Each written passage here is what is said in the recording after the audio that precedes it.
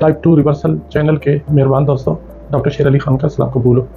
आज का हमारा टॉपिक है कि विटामिन B7 और बायोटीन ये हमारे शुगर लेवल को कैसे कंट्रोल करता है या हमारी डायबिटीज़ 2 को रिवर्स करने में कैसे मदद करता है। इसके लिए सबसे पहले तो आपको पता होना चाहिए कि एंजाइम्स एक बायोलॉजिकल सब्सटेंस है या मॉलिक्यूल्स हैं, कंपाउंड है जो हमारे जिस्म में करोड़ों की तादाद में बायोलॉजिकल एक्शन एंड रिएक्शन हो रहे हैं, उनको फैसिलिटेट करते हैं और उनकी पावर को कई गुना कर देते हैं। मैं आपको मिसाल दूं कि बचपन में बच्चे खेल रहे होते हैं, वो एक ईंट, दूसरी ईंट, तीसरी, चौथी, पाँचवीं या 1000 ईंट थोड़े थोड़े फासले से रख देते हैं, तो एक ईंट को धक्का दो तो सारी की सारी गिर जाती हैं। लेकिन अगर दरमियान में कोई एक आध ईंट को गायब कर दो तो वो जहाँ तक तो गिरती हैं उससे आगे नहीं गिर पाती। आप यूँ समझें कि ये एंजाइम्स का इसी तरह ही रिएक्शन होता है। तो इस एंजाइम जिस बायोटीन की हम बात करते हैं, तो ये बजट पर बहुत सारे काम कर देता है। आप गौर से ये जो केमिकल रिएक्शन एक्सप्लेन किए गए इनको सुनेंगे तो आपको समझ आ जाएगी कि ये लिवर के माइटोकॉन्ड्रिया में काम करता है। फिर इसके बाद पेंक्रियाज की जो बीटा सेल्स हैं जहाँ से इंसुलिन सीक्रेट होती है वहाँ भी एक्शन करता है और वहाँ के एंजाइम्स को इग्नाइट करके या उसके अमल को तेज़ करके इंसुलिन की प्रोडक्शन ज़्यादा तेज़ कर देता है। हमारा जो ग्लूकोज फालतू खून में फिर रहा होता है तो उसको मुख्तलिफ तरीके से उसको चर्बी में तब्दील कर देता है, उसको वापस लिवर में एक स्टोरेज की शक्ल यानी ग्लाइकोजन की शक्ल में स्टोर कर लेता है। तो आपके ब्लड में तो फिर शुगर की मिकदार नॉर्मल रह जाती है जितनी होनी चाहिए।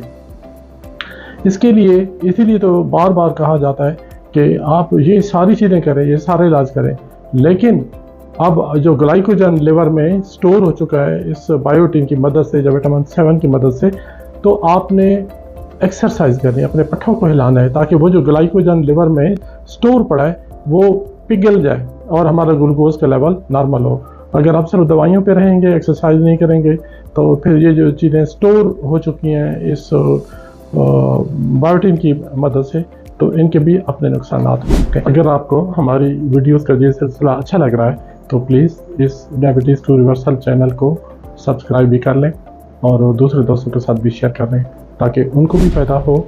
उस वक्त आधे अरब से ज्यादा लोग ज़ियाबीतिस के साथ जिंदगी गुजार रहे हैं, लेकिन एक खुर्दबीनी विटामिन जिसके बारे में ज्यादातर लोग कभी नहीं सुनते, शायद इसे कंट्रोल कर रहा है।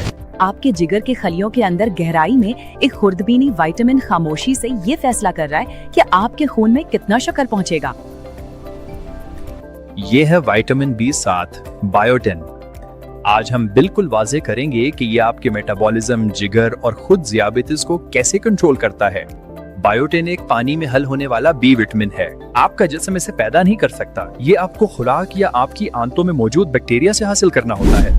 अंडे, जिगर, गिरियां और सैल्मन इंसानी खुराक में बायोटिन के सबसे बेहतरीन जराए में शामिल हैं। आपकी आंत में एंजाइम बायोटिनेडेज बायोटिन को आजाद करता है, जिसे फिर एक खास ट्रांसपोर्टर के जरिए आपके खून में पहुंचाया जाता है। वहां से बायोटिन सीधा जिगर की तरफ जाता है जो जिस्म के मेटाबॉलिज्म का मरकजी कमांड सेंटर है। जिगर के खलिए के अंदर पहुंचने के बाद बायोटिन सीधा माइटोकॉन्ड्रिया की तरफ जाता है, जो वो ताकत घर है जहां मेटाबॉलिज्म हकीकतन शुरू होता है। एक एंजाइम जिसे होलोकार्बोक्सिलेज सिंथेटेज कहते हैं, बायोटिन को अहम प्रोटीन्स के साथ जोड़ देता है और उन्हें फाल मेटाबॉलिक एंजाइम्स के तौर पर ऑन कर देता है। बायोटिन 5 लाजमी एंजाइम्स को ताकत देता है जिन्हें कार्बोक्सिलेज कहा जाता है, और हर एक आपके मेटाबॉलिज्म के मुख्तलिफ हिस्से को कंट्रोल करता है। माइटोकॉन्ड्रिया के अंदर बायोटिन पायरुवेट कार्बोक्सिलेज के साथ जुड़ जाता है और फौरन पायरुवेट को ऑक्सिलोसिटेट में तब्दील कर देता है, जो आपके खलिए के एनर्जी इंजन को चलता रखने वाली चिंगारी है। बायोटिन से ताकतवर पायरुवेट कार्बोक्सिलेज पायरुवेट को ऑक्सैलोसिटेट में तब्दील करता है, जो नए ग्लूकोज बनाने का सबसे पहला कदम है। यही ऑक्सिलोसिटेट आपके खलिए के एनर्जी साइकिल को दोबारा ईंधन फराहम करता है, जिससे माइटोकॉन्ड्रिया पूरी ताकत से चलते रहते हैं। एसिटाइल को एक कार्बोक्सिलेज बायोटिन का इस्तेमाल करते हुए फैटी एसिड की तैयारी शुरू करता है, जिससे आपके शक्कर के मेटाबॉलिज्म को बराह रास्त चर्बी के जखीरे से जोड़ता है। प्रोपियोनाइल को एक कार्बोक्सिलेज कुछ खास चर्बियों और अमीनो एसिड्स को तोड़ता है और उनके बचे हुए कार्बन को दोबारा आपके एनर्जी साइकिल में शामिल करता है। एक 5वां बायोटिन पर मुनहसिर एंजाइम ल्यूसीन को तोड़ने में मदद देता है, जो एक ऐसा अमीनो एसिड है जो पट्ठों की मरम्मत और मुसलसल तवानाई के लिए जरूरी है। ये पांचों एंजाइम्स मिलकर बायोटिन को एक मास्टर चाबी बना देते हैं कि माइटोकॉन्ड्रिया किस तरह शक्कर, चर्बी और प्रोटीन को तवानाई के लिए जलाते हैं। ये सबसे ज्यादा अहमियत जिगर में रखता है वो उज़्व जो ये फैसला करता है कि आपके खून में कितनी ग्लूकोज दाखिल होगी।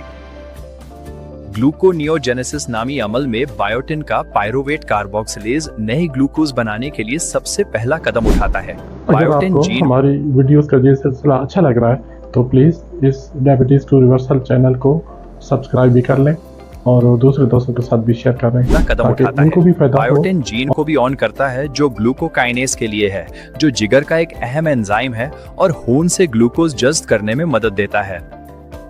ग्लूकोकाइनेज ग्लूकोज को जिगर के खलियों के अंदर कैद कर लेता है और उसे ग्लाइकोजन में तब्दील कर देता है, जिससे आपके खून में बाकी रह जाने वाली शक्कर की मिकदार कम हो जाती है। उसी वक्त बायोटिन पी पर्ल कॉन्टिनेंटल के जीन को खामोश कर देता है, जिससे जिगर से खून में खारिज होने वाले नए ग्लूकोज की मिकदार कम हो जाती है। कम ग्लूकोज खारिज हुआ, ज्यादा ग्लूकोज जखीरा हुआ। ये सब मिलकर बताते हैं कि बायोटिन किस तरह खून में शक्कर की सतह को दोबारा नीचे लाने में मदद देता है।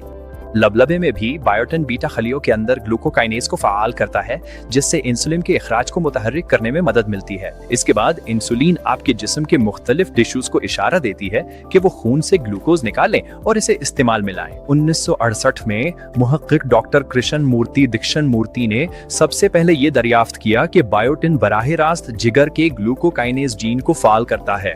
1993 में डॉक्टर मसारो मायबाशी ने ज़ियाबीतस के मरीजों को बायोटिन की ज्यादा मिकदार दी, जिससे उनका फास्टिंग शुगर लेवल तकरीबन 50% कम हो गया।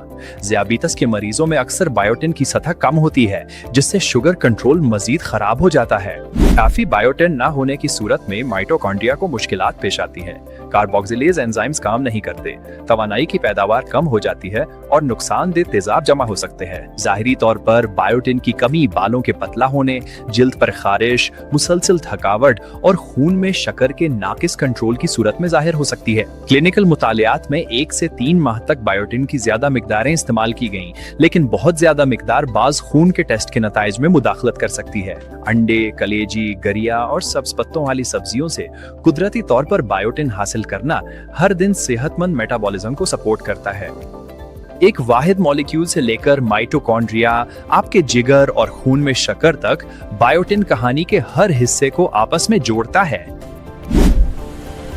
अगली बार हम ये जानेंगे कि क्या बायोटिन वाकई टाइप 2 ज़ियाबीतीस को रिवर्स करने में मदद दे सकता है। आप ये हरगिज मिस नहीं करना चाहेंगे। अगर इससे आपको ज़ियाबीतीस को बेहतर समझने में मदद मिली है तो डायबिटीज टू रिवर्सल्स को सब्सक्राइब करें ताकि हर हफ्ते नए साइंसी बुनियाद पर मबनी वीडियोस हासिल कर सकें।